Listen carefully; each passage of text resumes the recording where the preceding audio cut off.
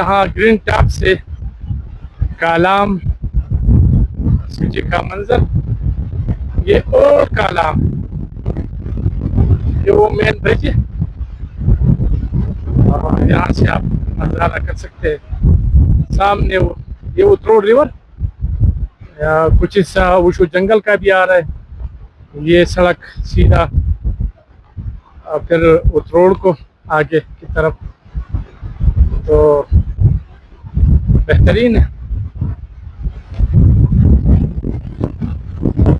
उतरोड़ river